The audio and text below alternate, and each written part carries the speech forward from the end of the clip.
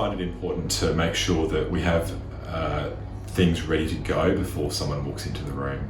Particularly, a lot of my Aboriginal and Torres Strait Islander patients come from a long way away. Dubbo is the centre for a large catchment about the size of Germany, and I think that's fairly commonplace in Australia. And I find that if I have the treatment times and where to go for the next steps already planned out before the patient walks into the room, things are a lot easier and things don't get lost to follow up as much.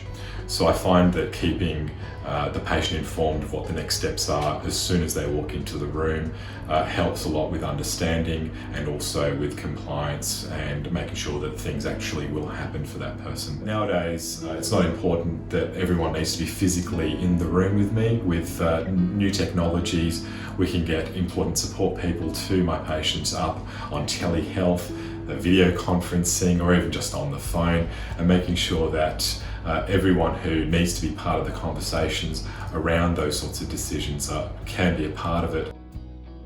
We're focusing on patient-centred decision making, and that's by giving them all the resources to be able to make an informed decision, and also the ability to have access to other family members who are also part or may also be part of the decision making process. There are times when you may have a person that comes in and they are not the sole decision maker, and that person who is nominated as a decision maker in their family needs to be present.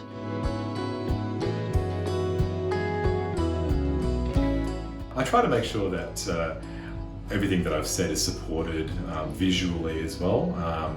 Particularly with different treatments, so sometimes getting an image up on the internet of what a radiation machine looks like, what a particular hospital that I'm sending them to can look like, but also things like what the chemotherapy suite looks like and what particular part of the body that we're treating, just with a simple diagram that I can draw.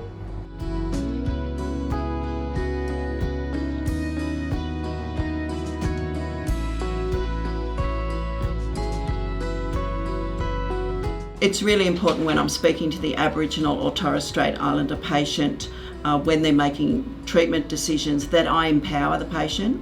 It's part of my role always to empower and to advocate for the patient. It is extremely important to encourage our patients to engage with staff, to let us know about how they're feeling physically and emotionally, in general their well-being, so that we can support that person while they're undergoing their cancer journey.